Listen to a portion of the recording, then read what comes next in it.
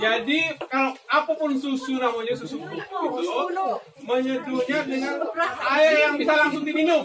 Hangat kuku. Hangat kuku ya. Jadi kalau dia dimasak dia mendidih apa rusak, proteinnya rusak, kalsium sudah tak mendidih air.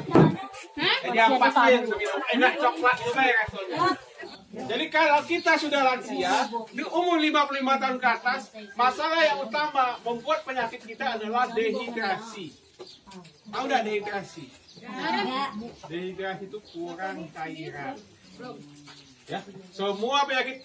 Makanya orang kurang cairan itu bisa meninggal mendadak, bisa kena penyakit. Banyak penyakit yang disebabkan oleh kurang cairan. Apalagi lansia. Lansia itu kurang cairan sensitifnya. Ya, dia akan mudah galau, mudah emosi. Begitu orang lansia, tengok ya ibu-ibu, kalau ada tetangganya kawan kita yang mudah niat emosi, galau, mudah tertekan, itu hati-hati. Itu biasanya penyebabnya adalah kekurangan cairan. Ya, makanya kita anak-anak adik-adik ya, orang tua kita di rumah tuh ngomel, hati-hati. Itu biasanya dehidrasi penyebabnya. Jadi, kenapa kita yang tua ini jadi dehidrasi? Yang pertama memang fungsi tubuh kita itu sendiri, ya, saraf yang otomatis mengatakan kita haus itu mulai berkurang fungsinya. Mulai berkurang fungsi haus kita itu. Padahal kadang-kadang seharian kita tidak minum tapi tidak ada merasa haus. Padahal ginjal kita, jantung kita, darah kita sudah kental di dalam kekurangan cairan. Padahal kita tidak haus. Itulah orang tua memang refleks. Ya, refleks dari saraf itu mengatakan haus tidak. Kalau kita masih muda, haus 100. Kalau ada kerja dikit, haus minum. Tapi kalau semakin tua, orangnya 55 tahun ke atas, mulai refleks haus tidak ada. Jadi kita yang punya orang tua di rumah itu, supaya orang tua kita itu tidak banyak penyakitnya, supaya tidak banyak depresi, sudah banyak ribut. Nah, kan biasanya kalau ada orang tua itu ribut, lupa, kalau banyak lupa. Kalau dehidrasi itu langsung lupa. Apapun tadi yang letakkannya lupa, apa yang dipegangnya lupa. Itu dehidrasi, tanda-tanda dehidrasi pada lansia. Jadi makanya kita yang punya lansia, orang tua di rumah, usahakan minum setiap 2 jam. Dari mulai jam 6 pagi sampai jam 8 malam tuh, usahakan setiap 2 jam minum segelas. Kemudian lagi daripada ini kalau minum. Iya, Pak Dokter juga sana 59, tahun depan 210. Jadi orang minum aja. Kemana-mana ha? Kemana-mana. Makanannya cuma buah. Kemana-mana kok, yuk. Tidak diperkirakan kita akan keluar nanti 6 jam. Cuma main buah. Air itu tak kemana-mana bawa air. Tidak pernah nggak bawa air. Vegetarian bapak nih dia makan buah sayur aja. Tidak makan nasi, dia makan buah bukan sayur. Makan jangan, tidak boleh. Harus makan nasi, harus makan daging, telur, pisang. Pikir tadi tidak makan. Ya, jadi penemuan terakhir penyebab penyakit kita penyakit degeneratif. Apa penyakit degeneratif itu? Penyakit degeneratif adalah penyakit penuaan. Ada yang cepat tuanya. Misalnya kita mungkin reuni, kumpul lah kawan-kawan kita SD dulu. Pas kumpul, angkat tuanya orang. Timbul coba ya, ibu dunia kau. Apa jatuh? Kenapa masalahnya? Kita sama-sama lahirnya, sekelas SD, umurnya sama. Kenapa ada yang lebih tua, ada yang lebih muda? Kenapa? Pola hidup tadi dan pola makan. Ya, pola hidup dan pola makan membuat kita bagaimana kita sehat.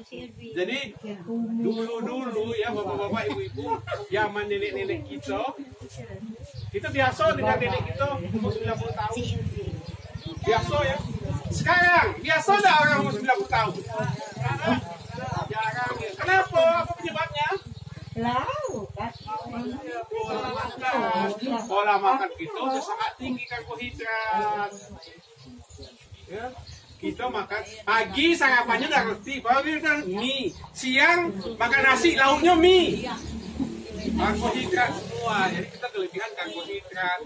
Jangan, dulu nenek kita makan ubi, makan karbohidratnya banyak juga, tapi dia siap makan nasi sepiring 2 piring, langsung ke kebun. Jangan dibuka ya. Ya, dia langsung mandinya ke sungai. Pulang dari sungai lah keringat lagi, lah habis yang dimakan. Kita siap makan Madai, mandi cekrek dengan cekrek, air langsung hidup kan, dado lagi olahraga, dado lagi bergerak, akhirnya berkumpul dan itulah menimbul menjadi semuanya. Jadi yang pertama adalah kelebihan karbohidrat. Apa karbohidrat yang paling jahat sekarang ini? Ya kalau kita dengar sekarang ini pagi-pagi di masjid, assalamualaikum warahmatullahi wabarakatuh, innalillahi wa inna ilaihi raji'un. Kita pasti dengar berapa umurnya? Kata-kata kalau di lingkungan Nabi umur ini 45, 52, kamu jatuh dan 60 berarti aku tunggu giliran ini. Nah, gitulah pikiran kita kan. Apa penyebabnya? Gula merah, gula putih itu kalorinya sangat tinggi, akan membebani ginjal, akan mengolah gula yang banyak dibanding kerjalah hati, kerjalah pankreas, kerjalah ginjal untuk mengolahnya. Akhirnya cepatlah rusak gula. Yang kedua lagi adalah olahan terigu. Tulang permasalahan kita ini sekarang ini adalah kita berada di lautan terigu. Ada efek hidupnya di dalam makanan kita itu, makin sehat kita. Jadi zat hidup yang apa? Makin dekat dia ke bentuknya, bentuk awalnya, makin sehat. Ya, kayak ubi rebus kan nggak ada cincang, nggak diolah, langsung masih berdekat ke bentuknya, masih kayak ubi itulah kita makan kan. Kalau gandum tadi itu lah bentuk apa lah bentuk. Lalu ada lagi bentuk gandum yang kita makan tadi. Ya, sayuran, buah, kates, tidak ada, kita blender, kita panggang, kita apa kates. Langsung dalam bentuk aslinya kan. Nah itulah makanya kita makin dekat ke bentuk aslinya, makin sehatlah kita. Begitu juga umur. Tadi ibu hentikan terigu, ibu hentikan gula. Kan di sini ketika kami posyandu lansia, paling banyak penyakit itu asam urat, kencing manis, kolesterol, darah tinggi. Penyebabnya adalah gula dan terigu. Ya, ibu kan, rematik, gula dan terigu penyebab itu. Makanya Indomie, terigu. Hampir semua mie itu terigu. Roti tidak ada yang ada terigu, kue, gorengan apalagi.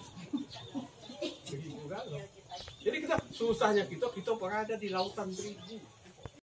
Bayam itu ibu, ketika kita rebus sebentar, dia zat besi, kalsium, kaliumnya akan keluar. Itu kita butuhkan.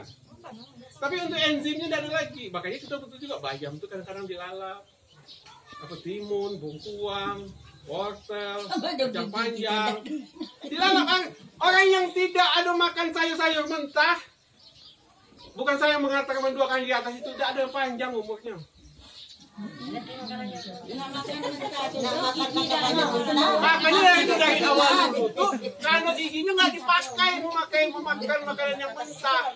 Ya sikat gigi itu ada belakangan ini bu. Orang dulu kuat giginya karena semua yang mentah dimakannya. Jadi ketika enzimnya itu berlaku dengan giginya dengan lidahnya, itu semua kuman-kuman akan mati bu. Kuman dikumpul di dalam mulut itu kuman bagus. Ya. Kuman bagus, makanya kalau kita pagi-pagi bangun tidur itu langsung minum air putih, jangan kumur-kumur dulu. Kita membutuhkan kuman di dalam mulut itu kuman bagus. Makanya kalau kita makan buah-buahan, makan apapun kita punya sampai 33 kali itu, biar enzim kuman dia pun bereaksi dengan makan kita. Jadi perut kita bebannya nggak terlalu berat karena sudah dibantu. Kuman-kuman yang di mulut sudah dibantu dalam perut kita, jadi nggak terlalu berat. Makanya orang sakit mah saya makan tuh kunyah, nggak ada main kunyah makan anak-anak sekarang, ada main kunyah. Untuk telan langsung. Makanya sakit mah kalau orang sekarang nggak ada enzim. Sudah itu makanya teriguan nggak ada enzim yang membantu menghancurkannya. Kalau kita makan makanan mentah, ada enzim yang membusuknya. Ibu mungkin contohnya lah tomat atau pepaya. Pepaya itu kita ambil bagus-bagus di kebun. Begitu bisa jatuh terbentur. Pepaya masak itu terbentur. 5 menit lah bonyok dia. Pepaya masak, tomat masak itu terbentur kepencet ya. 5 menit lah asam dan bau dia. Kenapa? Ketika dia terbentur, kita kunyah, enzimnya keluar. enzimnya keluar. Enzim itulah banyaknya enzim, itulah enzim yang kita punya itu masuk dalam itu membantu enzim kita.